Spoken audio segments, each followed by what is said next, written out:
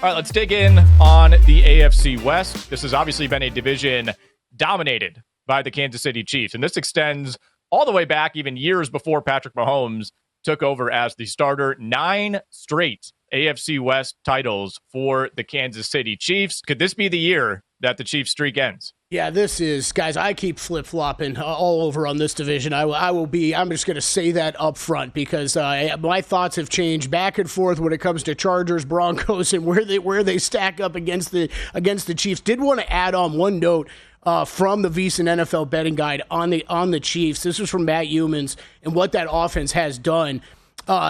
Kansas City scored 31 points or more in only 4 of its 41 games the past 2 seasons. So that is something to keep your eye on.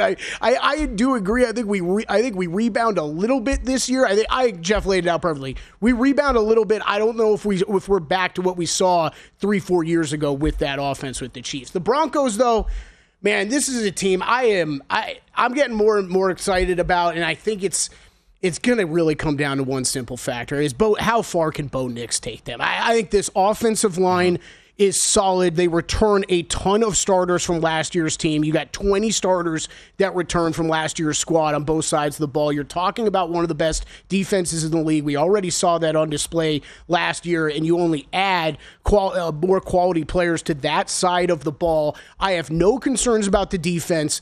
And no real serious concerns about the offensive line. And usually when we're talking NFL, if you can trust in that and you've got a pretty good coach on the sidelines, that's a pretty high floor. Now, what's the ceiling for this team? I think it's going to be what can Bo Nix and these skill position players do? Because that's where I have the questions. Do you have enough in the backfield and out wide with the wide receivers? And is Bo Nix the guy, right? Is he the guy that can really take this team to that next level? Those are my only concerns holding me back. But overall, I really like this team. I think they are a strong playoff candidate. I don't know if they're right there to take over the division just yet, but probably leaning toward a make the playoff bet for me on the Broncos. Jeff, you told us earlier this week you're a little bit lower than market on Bo Nix when it comes to fantasy. You know, obviously we have somewhat of a position battle at running back for the Broncos. RJ Harvey, the rookie, J.K. Dobbins coming in as a veteran. But I want to ask you about the pass catchers. You know, beyond Cortland Sutton, you got Marvin Mims, you got Devon Vele, Troy Franklin. You know, those 3 guys all showed varying degrees of flashes last season. But the big offseason addition is Evan Ingram. Are you interested in him when it comes to fantasy? Sure, but not necessarily at price. And I think that's the problem. I think he's drafted as the tight end 6. And you well know, Nick, you're a Jaguars guy. You know that Evan Ingram, one of his abilities is availability. And that's one of the things I'm concerned with. End of the season last year at the shoulder injury. We know Sean Payton loves himself a good mobile tight end. Ingram is that, but can he stay on the field? I'm not sure I'm willing to pay the fantasy price for that. I do think it sets up for the offense pretty well. One other comment. Do we have some Chiefs fatigue? I noticed, we've referenced this many times. Nobody in the betting guide picked the Chiefs to win the AFC championship.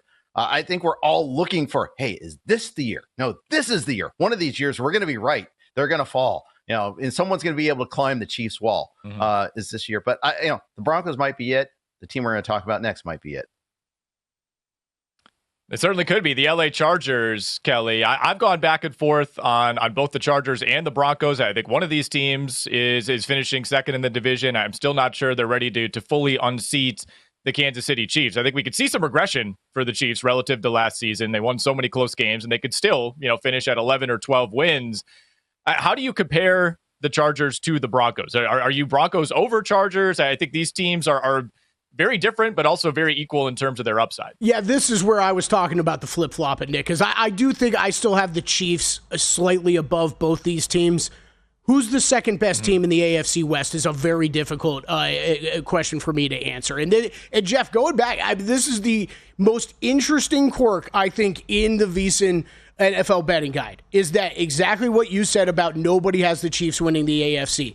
When we go to the AFC West, though, 14 of the 26 paneled experts have the Chiefs winning the division, and then it is 6-6 for the Broncos, Chargers, and 0 for the Raiders. So, I think if we read into, I agree with, and I know I was one of those people. I like the Chiefs still to win this division. I think there is tougher competition in front of them when we look at the Bills and the Ravens once they get into the playoffs. I think this Chargers team, though, look, it's a different set of problems when we talk about Denver. I don't think there is as much certainty and belief that what you have, in the trenches, defensive side of the ball, I don't think is quite as good as what you're getting in Denver. I'll throw this back at you guys. I'll toss it over to Jeff here. Who do you trust more quarterback-coach combination? Is it Harbaugh and Herbert, or is it Payton and Nix? Because I'll still go Harbaugh-Herbert, even though I've kind of been the guy on a numbers game that has brought up a lot of hate on Herbert over the past couple years. But I'll go with those two. And when we boil football down to its basics, football, a quarterback and head coach, it's a big deal. Jeff, I don't know what your thoughts are there. I actually kind of trust Payton with quarterbacks a little bit more, but it's a little bit. And I think it's a statement at the coaches in this division. Yeah. When Pete Carroll is the, I'm not sure about guy among the 4 coaches in the division, that's a pretty strong coaching division. So I slightly trust the Broncos more. But about the Raiders real quick. They're like the fans in Rocky. They think this is a fight. There's a huge disconnect between their expectations and their behavior. They hire a 70-plus-year-old head coach. They trade for Geno Smith. Yet you look at the defensive personnel that they lost. They hired Chip Kelly as their offensive coordinator. They think they're going to win this year. They think that they're a playoff team. Talk to any Raiders beat writer, and you'll talk about the feeling that the Raiders have. But you look at that versus the product on the field and what they've been able to do, especially offensively. Like, I'm not so sure. And then they lost some key defenders in free agency this year. Very interesting disconnect. Nick. The Chiefs to lose in the divisional round, plus 320, player to pass it. I would not bet this. Wouldn't even consider it at plus 320. I don't think this is remotely close on the price for like the sequence of events that would have to happen for this to come to fruition. I mean, you look back at the divisional round last year when the Kansas City Chiefs played the Houston Texans. The Texans were plus 340 on the money line in just that game. So I would just wait it out. Assume that the Chiefs are going to make the playoffs. Wait till we get to the divisional round and see what the price is on that game. There's just not enough juice here to have to sweat this out the entire regular season. I think all 3 of us agree that there's a world in which maybe KC does take a step back. Maybe they're a wild card team for the first time in a long time, and then they have to win that game just to even get to the divisional round. But chances are, guys, if this team hits its ceiling, they could end up in a really advantageous matchup, much like that Houston game last year, where they are big favorites on the money line. And then if you really want to fade them in that spot, just bet against them there. So this is not one that I'm all that interested in. Kansas City, by the way, guys, has not lost in the divisional round since 2016. Yeah, this is just real quick jumping in. This is one of the worst questions we could have come up with. I agree on the price comment. Nick, all over the price comment. The price should be way longer. And what have we seen out of the Chiefs the past few years that makes us think that that's really where that's going to stop for the playoffs? So complete pass on that one. Kelley, Broncos over 3.5 division wins, plus 190. I think price here is not too far off, but it's still got to be a pass. I mean, I think I don't know that I see any one of these teams in this division going 4-2, and maybe even including the Kansas City Chiefs within division play. I mean, the Chiefs would be most likely to get there for me, but I don't know that I'm running to bet over 3.5 on any of the teams in the division. So I pass for me, but like Nick said on the last prop, I think that price is pretty close to where it should be. Kelley, you get the Raiders to have 3 wins after 5 weeks, plus 310, play it or pass it. You got about 30 seconds. Oh, man. Okay, price I think is about spot on. This has got to be a pass for me.